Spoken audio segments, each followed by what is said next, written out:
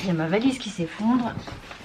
Me revoilà, je suis à Chambéry. Alors j'ai une tête un peu déterrée parce que je vous raconterai demain dans une autre vidéo mes dernières aventures. Rien de grave, mais des trucs un peu marrants qui se sont passés, enfin marrants, un peu stressants, et voilà, à l'aéroport. Et j'ai très peu dormi, je vous raconterai. Bref, je me suis réveillée ce matin à 5 h et j'avais très peu dormi. Là il est 8 h 30 ce soir et je suis très fatiguée. Je vais manger un petit truc et puis je vais me coucher, prendre une douche. Je suis toute en sueur. Et là il fait super méga froid, oh là là mon dieu. Mais dans l'appart il fait bon, donc je vais juste faire le petit tour du propriétaire. Ça c'est, je vais vous montrer, c'est un logement, alors c'est très petit mais je trouve qu'il est mieux conçu que celui que j'avais du même propriétaire. Là en plus il y a le double vitrage, il a été refait. Il a été fini là il y a quelques jours et donc je suis la première à être dedans, donc je suis contente. J'ai tout en un, donc voilà, je vous fais le tour rapidement. Donc ça c'est l'entrée. On a là, voilà, il a installé des petites étagères avec la cuisine. Ça c'est un coffre. Qu'est-ce qu'il y a là-dedans? Ah oui d'accord, bon c'est rien, du matos. Un petit coin cuisine avec voilà tout ce qu'il faut, le minimum. Frigo, petit four, vaisselle. Là il y a un coin bureau, donc je vais pouvoir travailler et manger. La poubelle. Et puis là il a mis un petit lit. Alors il n'avait pas la place de mettre plus grand, mais ça fait rien. Voilà, un petit lit, ma petite serviette. Et puis ça c'est super parce qu'il y a une petite salle de bain. L'autre j'aimais pas tellement parce que il y avait voilà, douche, tout ce qu'il faut. L'autre il y avait une grosse cabine de douche dans la pièce. C'est le système des chambres de bonne quoi. Les toilettes étaient comment dans le couloir. Enfin bref. Non, là je vais être, voilà, j'espère, je vais être 6 semaines ici, j'espère que je vais être bien et que ça va être calme. Voilà, je vous laisse pour l'instant et puis prochaine vidéo je vous raconte les petites aventures, mais tout va bien. Ciao ciao. Voilà la vue que j'ai, donc c'est bien, c'est très calme, ça donne sur une cour intérieure. Alors c'est pas une jolie vue spécialement, il y a un petit peu les montagnes derrière, je suis en train de voir qu'il a neigé, mais voilà quoi, hein, c'est calme, c'est le moins qu'on puisse dire. Voilà. Et là, ce qu'on voit, c'est le... Il est où mon doigt? Là, c'est un très grand immeuble. C'est le premier où j'étais quand j'ai pris mon premier Airbnb sur Chambéry. Voilà, que j'avais la chambre en colocation. Voilà, c'est là.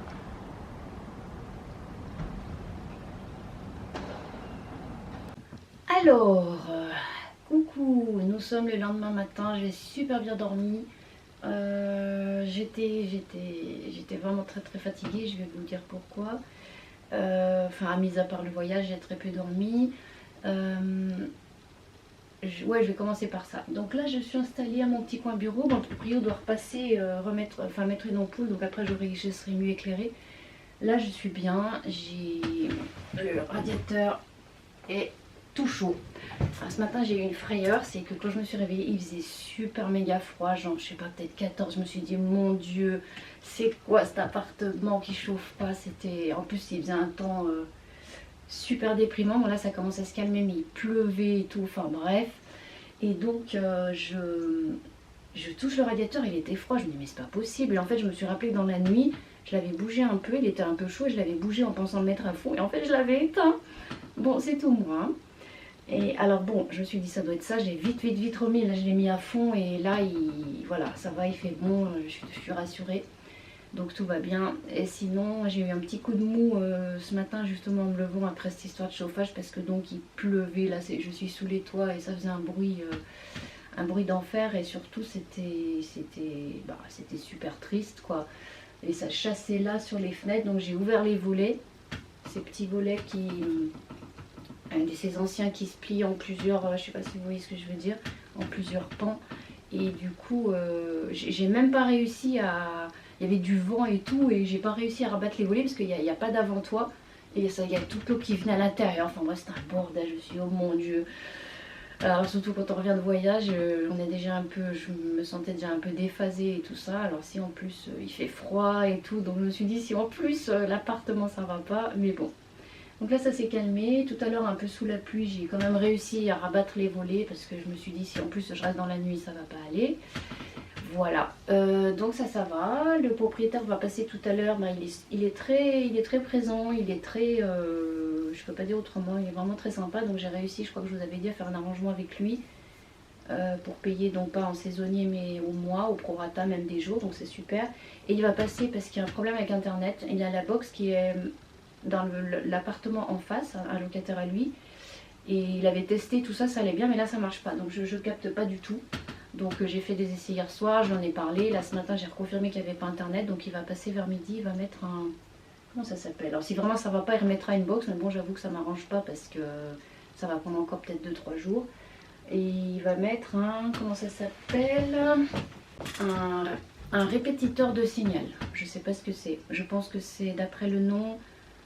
peut-être quelque chose qui transfère mieux le Wi-Fi, parce que le Wi-Fi c'est marqué, il est excellent, mais je sais pas, ça capte ni sur ma tablette ni sur mon ordinateur. Alors bon, en attendant, de toute façon je vais pouvoir quand même travailler, je peux travailler sur comment les commandes de mes clients, hein, j'ai pas besoin d'être connectée pour ça, mais bon voilà, il faudra régler ce problème.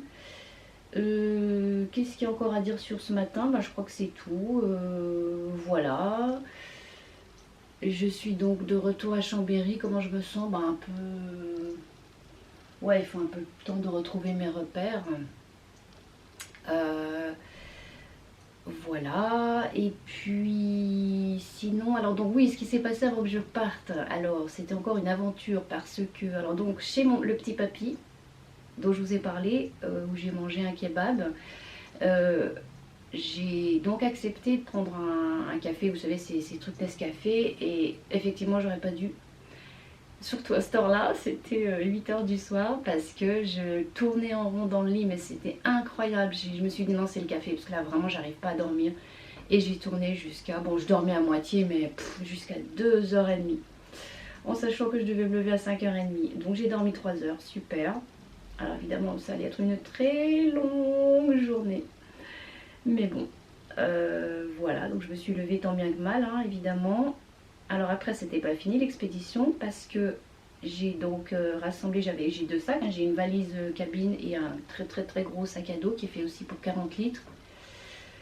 Je verrai d'ailleurs dans un prochain voyage si j'alterne pas à garder avec moi la valise cabine qui est quand même voilà, plus pratique pour moi à transporter que ce gros truc sur mon dos qui me fait transpirer. Il faut que je fasse attention derrière moi de ne pas bousculer les gens. Enfin, ça fait un peu globe-trotter. J'ai pas trop envie d'avoir cette image. J'aimerais bien être un peu plus être un peu plus à l'aise avec mes bagages, être moins suante, être plus entre guillemets présentable. Bon, ça c'est mon choix, hein. Ben, je verrai pour inverser ça pour le prochain voyage. Donc je disais, oui, alors l'escalier là-bas, j'étais au 2e étage à Izmir et en fait il est super casse-gueule. Enfin là je pense qu'en France on n'a pas des trucs comme ça. Il était en colimaçon avec des marches irrégulières, sans rampe pour s'appuyer. Je me suis dit mon Dieu. Et mes sacs étaient tellement lourds, en tout je devais avoir je sais pas combien entre les 2 sacs. J'arrive pas à évaluer mais mon ordi est lourd. Je sais pas, peut-être 20 kilos, 25, je sais pas. Et en plus j'étais pressée parce que j'allais sortir, j'étais à 5 minutes de... Déjà je devais être partie pour aller au taxi. Et je me suis dit comment je vais faire. J'avais la poubelle, oh mon Dieu l'angoisse. J'étais déjà suante avant de partir. Et donc finalement, qu'est-ce que j'ai fait? J'ai descendu sac par sac. Et j'étais presque marche par marche parce que ça me portait en avant, c'était super lourd, j'avais peur de tomber. Enfin, affreux. Ça c'était déjà l'expédition. Voilà, donc j'ai laissé là en bas, j'ai laissé la poubelle. J'ai aussi laissé mes anciennes chaussures, donc j'espère que quelqu'un les prendra, enfin certainement. Voilà, et donc j'étais très chargée parce que j'avais des choses en plus, hein. J'avais la paire de chaussures, j'avais donc la cartouche de cigarette, et qu'est-ce que j'avais en plus, je sais plus. Ah oui, ma petite veste en cuir, donc j'étais, voilà, c'était hyper bondé.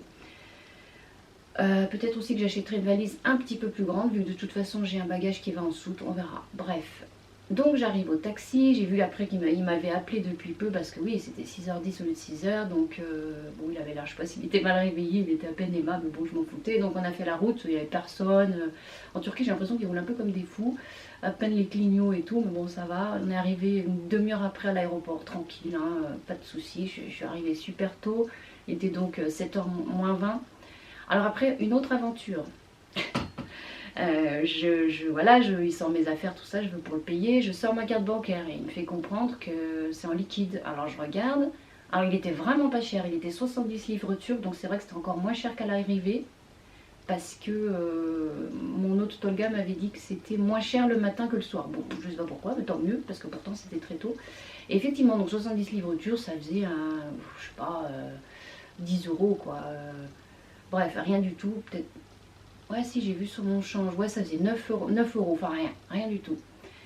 Et sur moi, j'avais encore du liquide, mais il me restait 65. Donc il restait 5 livres. Donc voilà, j'ai dit, bah, j'ai fait les gestes, est-ce que je peux aller retirer dans l'aéroport? Il a dit oui. Alors, ah là là, mais quelle expédition. J'ai dû mettre, je sais pas, enfin, ça m'a semblé super long. J'ai dû mettre 10 minutes en cours, peut-être même un petit quart d'heure, en courant partout pour aller trouver un guichet, quoi. Alors déjà, pour rentrer, il y avait comment on appelle ça, les trucs là, pour passer la sécurité, voilà, il y avait la sécurité, donc j'explique l'argent machin, donc ils comprennent, alors enfin je devais quand même déposer mon téléphone et tout ça, je passe sous le scanner, enfin bon, voilà, j'arrive à l'intérieur, je cherche, on me dirige où c'est les banques, donc je comprends que c'est super loin en fait, il faut que je descende, alors je vais à l'étage inférieur. Je regarde, je suis toujours le panneau banque, je le vois pas, je demande à un guichet, elle me dit c'est là-bas au fond, j'y vais, je vois écrit banque, je continue, j'arrive à un endroit, je vois banque de nouveau de l'autre côté comme si je l'avais dépassé, je dis mais c'est quoi ce bordel, c'est pas possible, c'est quoi ça, c'est pas réel. Et je courais un peu quand même parce que bah voilà, j'avais laissé mes affaires en haut, le gars il attendait, puis voilà quoi, je voulais pas traîner.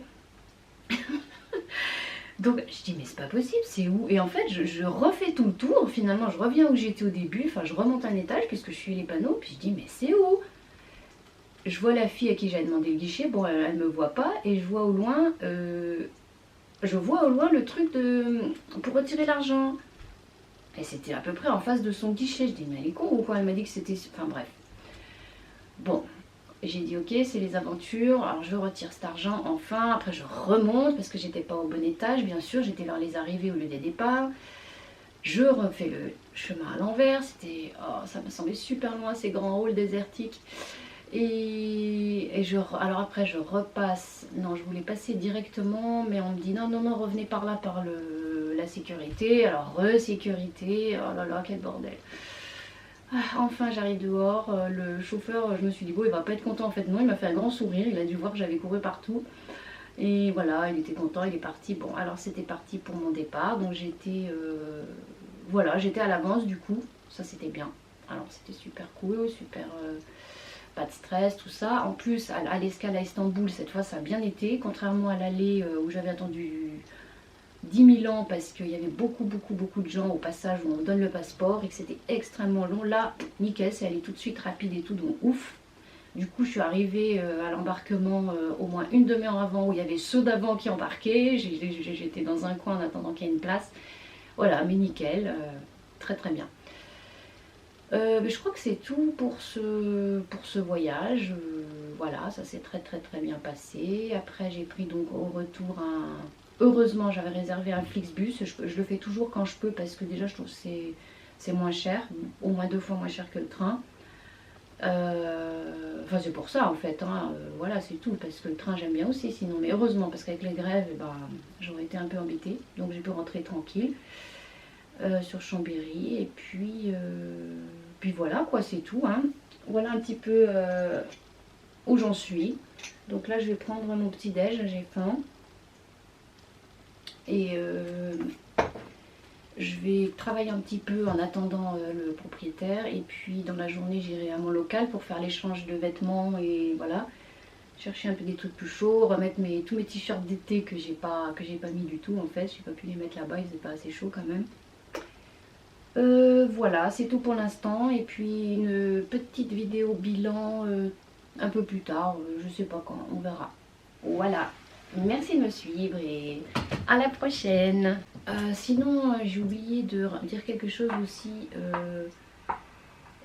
concernant enfin pour ceux que le mode de vie est nomade ou s'il y a des nomades qui me suivent, j'en sais rien.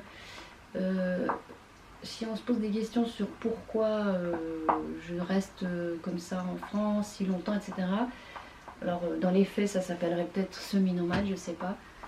Pour l'instant, en fait, c'est comment dire. Je suis pas encore nomade vraiment comme j'aimerais ou comme j'avais prévu au début, parce que normalement, moi, bon, l'hiver ici, je j'aime pas du tout. C'est voilà, c'est gris, c'est enfin bon, ça ne me convient pas. Mais comment dire, il y a eu plusieurs choses qui font que pour le moment, je reste ici un peu plus longtemps. Ça me va aussi, hein, c'est ok parce que déjà, enfin, c'est pas dans l'ordre, mais j'ai des trucs administratifs à régler qui n'étaient pas du tout prévus. Donc je ne peux pas me permettre pour l'instant de partir trop longtemps voilà, à l'étranger. Je suis encore quand même sur France finalement quoi. Et puis voilà, j'en profite aussi pour voir mon fils qui est encore jeune, hein, qui a 20 ans et qui travaille, qui vit chez un copain en attendant. Et donc ça me fait plaisir de le voir. Et je trouve qu'il est encore jeune. Donc voilà, il n'est pas encore vraiment autonome. Et puis donc si je suis par là, voilà, je vais le voir et tout.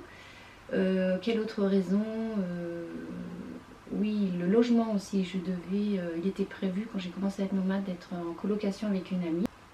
Et bref, pour diverses raisons, ça se fait pas tout de suite. Elle n'a pas encore cet appartement, etc. Donc c'est aussi pour ça que je loue des Airbnb ici quand je suis en France. C'était pas prévu non plus. Voilà, c'est ça, hein, la vie, on s'adapte à ce qui se passe. Voilà, donc je me sens bien, ça me correspond super bien, c'est super quoi. Il n'y a rien à redire avec ça. Voilà un peu pour les explications, pourquoi je reste, je reviens ici. Oui, il y a aussi une autre raison. Je sais pas trop si je vais en parler parce que j'ai discuté avec mon ex. Parce que quand j'ai commencé à être nomade, j'étais plus célibataire, d'ailleurs depuis peu, et je me suis dit comment je vais goupiller le truc. Parce que quand on est quelqu'un qui est sédentaire de façon normale, hein, et qui n'est pas amené à forcément voyager ou me rejoindre ou des choses comme ça, je me suis dit comment on gère ça. Donc on a essayé de trouver des solutions et c'est pour ça que j'ai aussi réduit, je me suis dit moi je vais réduire aussi mes séjours à l'étranger pour pas être partie trop longtemps parce que ça m'allait pas d'être partie trop longtemps. Et puis qu'est-ce que je voulais dire avec ça, entre temps, donc juste avant la Turquie je suis redevenue célibataire. C'était très très difficile et je me suis donc demandé est-ce que je parle de ça, de ma vie privée sur cette chaîne ou pas. J'avais pas spécialement envie, en tout cas pour l'instant, tant que j'avais rien de stable comme relation, je voyais pas l'intérêt d'évoquer le sujet. Donc mon ex m'en a parlé en disant pourquoi t'as dit que tu étais malade. Vous savez que je suis partie de l'aéroport de Genève, j'ai été malade. Alors c'est vrai que j'étais pas vraiment malade au début, c'est que j'avais eu voilà, c'est juste que j'étais super mal avec cette rupture, que voilà, j'étais super mal. Et donc maintenant je le dis, voilà, c'était ça. Et après par contre quand j'étais en Turquie au début, là que j'étais un peu malade, comme je le disais, ça c'était vrai, hein, c'était un début d'état grippal. Voilà, donc comme ça ça c'est la vraie situation.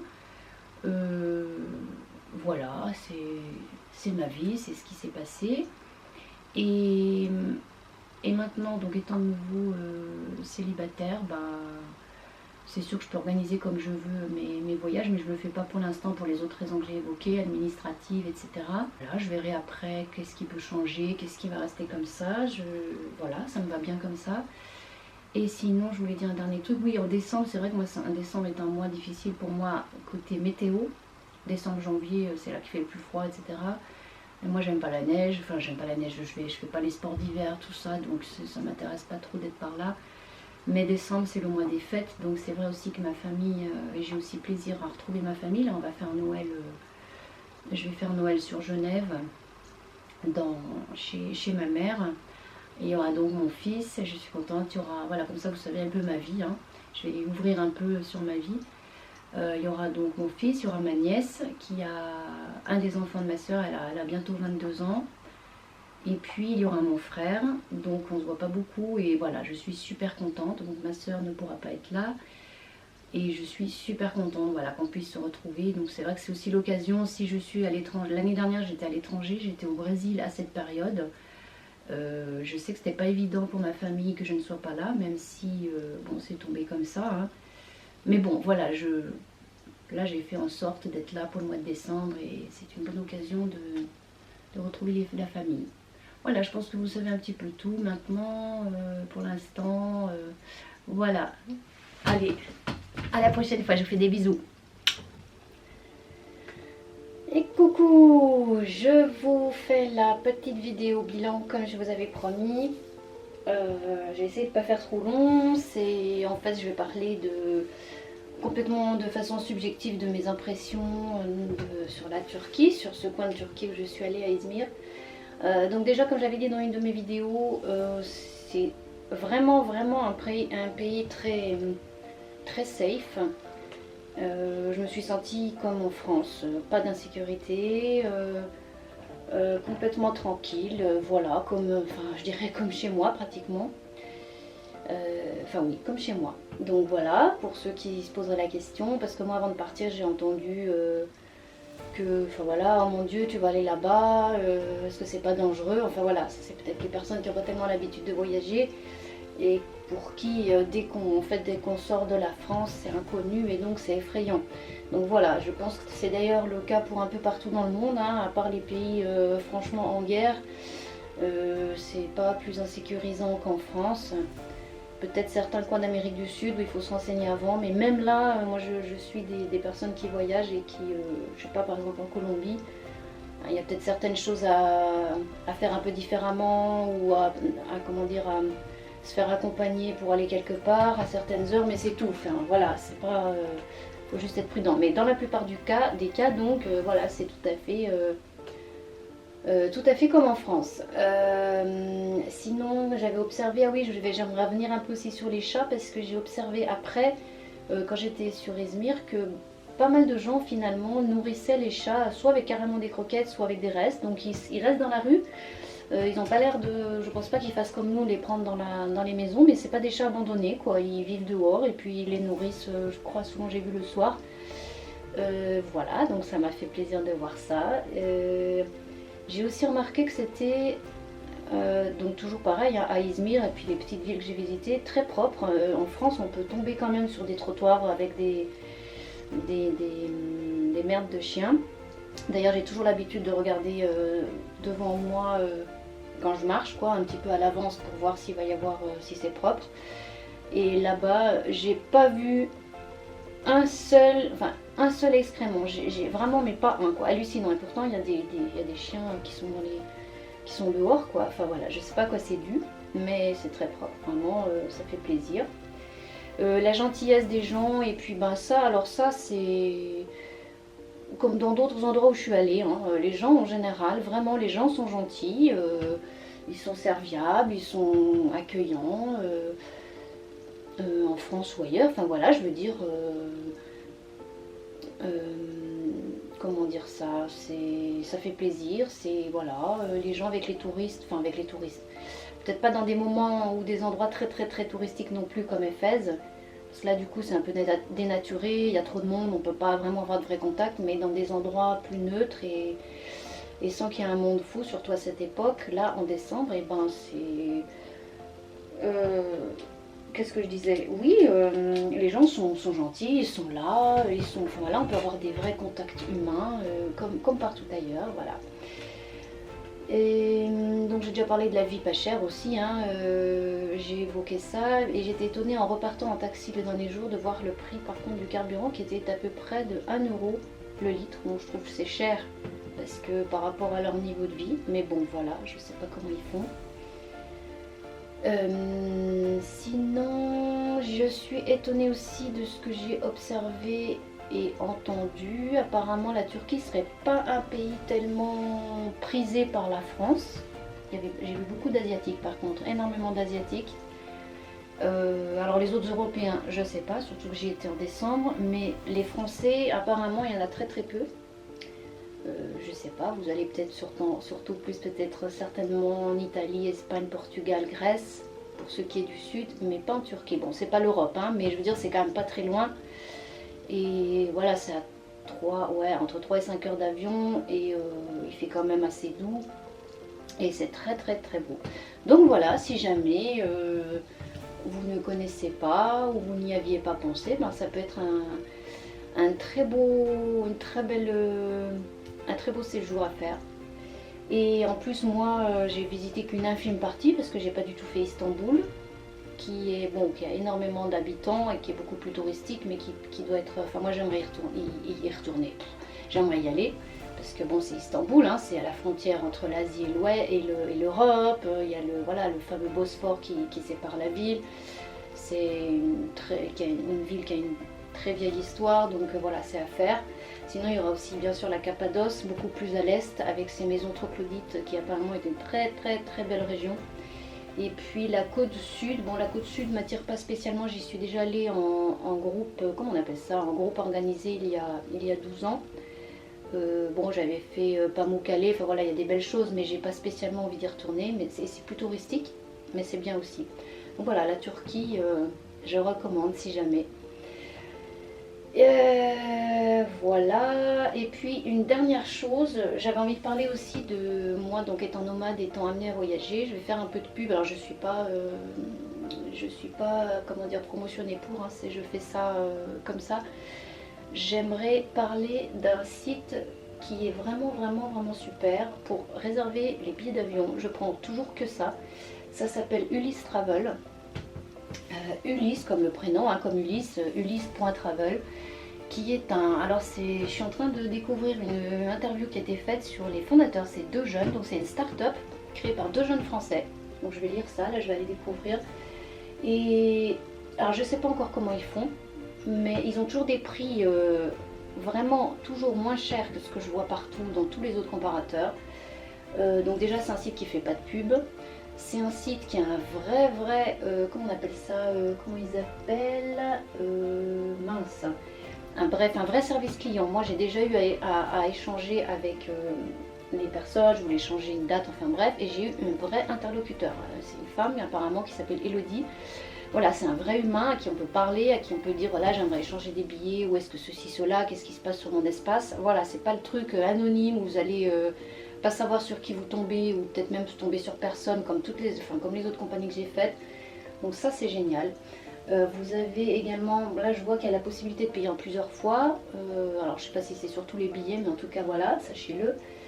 Vous avez aussi le check-in qui est fait automatiquement, donc là c'est à dire que à partir du moment où vous avez le billet, la veille du départ on reçoit automatiquement par mail l'enregistrement, on n'a rien à faire. Et en plus tout se fait bon vous pouvez le sortir en papier, mais tout se fait par téléphone dans le mail. Donc moi quand j'arrive à l'enregistrement, j'ai juste à donner mon nom et puis voilà, tout est fait. Vous pouvez, je vois là aussi, il existe le paiement partagé, c'est-à-dire que si vous payez, vous partez à plusieurs, moi j'ai pas encore testé, vous partez à plusieurs, mais vous pouvez payer chacun votre part. Ça c'est cool aussi. Oui, des prix transparents, c'est vrai qu'ils ne changent pas. Vous avez un billet à tel prix, il ne va pas se mettre à changer après. Et en plus, comme je vous dis, c'est vraiment toujours moins cher, c'est hallucinant. Et puis, ils affichent, le moteur de recherche affiche trois solutions. 3 prix différents, il n'y a pas une page avec 500 000 trucs, voilà, donc c'est aussi assez sobre. Donc je recommande, si jamais vous voulez essayer, moi j'adore, j'utilise vraiment plus que ça, c'est ulysse.travel, je vais le mettre par écrit là sur la vidéo. Et puis voilà, c'est tout. Donc moi là je suis à Chambéry, un petit peu de soleil aujourd'hui, il fait pas très froid, assez doux, il doit faire je sais pas 15-16, c'est agréable. C'est tout pour le moment, jusqu'au prochain voyage. Là je vais vous mettre ensuite plusieurs vidéos, je vais monter plusieurs vidéos d'anciens voyages que j'avais pas fait, notamment le Brésil et puis Jérusalem il y a 2 ans. Voilà, donc comme ça vous fera quelques vidéos en attendant mon prochain séjour d'ici fin janvier. Allez, je vous retrouve bientôt, merci de me suivre, n'oubliez pas le petit pouce et gros bisous.